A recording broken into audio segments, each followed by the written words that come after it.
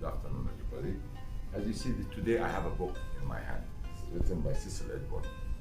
Cecil Edward was one of the early people from England who went to Iran in the 19th century, end of the 19th century. And he was trying to make trade by weaving carpet for the European and English houses. And he created a company in Iran called Oriental Carpet Company. And this company even existed in England up to, I think, the 1970s. Now, Cecil Edward, as you know, traveling those days was not as simple as you think today, because people, in the 19th century, early 20th century, there was no roads, it's not like taking an airplane. People used to travel by camel, you had to travel by camel, horses or mule, from place to place, and it would have taken days to reach from one location, maybe days or weeks or even months. And he created a company called Oriental Carpet Company. This piece, which you see at the back of me, is the first piece they wove. You see, they brought the wool from Manchester, And if you look at even the flowers in this cover of his book, you can see the similar flowers which was used in this carpet. They imported the wool from Manchester, of course was maybe from New Zealand. It was very, very expensive fine wool. And this piece was woven for their office.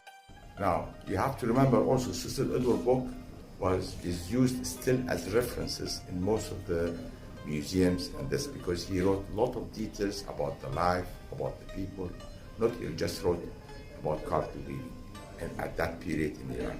And he passed away in 1950, if I recall right. And this book also was first printed in 1950. They signed the four corners of the carpet, Oriental. Now, the funny thing is, because you have to understand the many accents. In the old days, every village had its own accent, completely different to the other one. The kaf in this person who was translated, instead of saying carpet, he put the letter kaf, which means Oriental Carpet Company. Sin means sahami, or mean shareholders. So he made shareholder with few people there to create this company. And this piece was woven for their office. Of course, you imagine office of today where you have a desk and think it's not like that. The offices in the old days was just a carpet. People used to take their shoes off.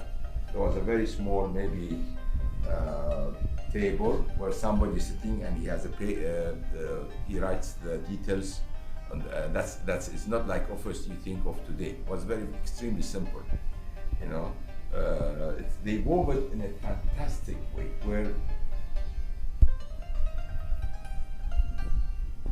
this piece, as you can see, look at the way they handled the flowers. You my point. Everything without, you have to remember there was no use of graphic paper. It was just from the mind, from the paint which they have painted. Even they draw for the first piece. They did this minaret here, which was simply done, as you can see. This is the minaret here, and another one at the beginning of the carpet. Such a piece is unique because it relates to history. It relates to a certain time. Anything in antiquity that relates to and it's maybe that's the only piece, because there was not known that any of his carpet was signed Oriental Carpet Company. While in this carpet, the whole four corner was, the signature was there. Now, if you just look at this is a Qajar period dynasty of Iran. Even at that time, Iran was called Fars or Persia. Do you get my point? As this symmetrical knot was used, so it was woven by the Azeris in Iran, the Azeri people in Iran, or maybe the Kurds. As you can see, the handle of the design, this is exactly Qajar period. Look at the flowers handling. Look at and so especially in this piece, they built at the beginning of the carpet 2 minarets, as you can see, and Look at the beauty of the handling of each flower here.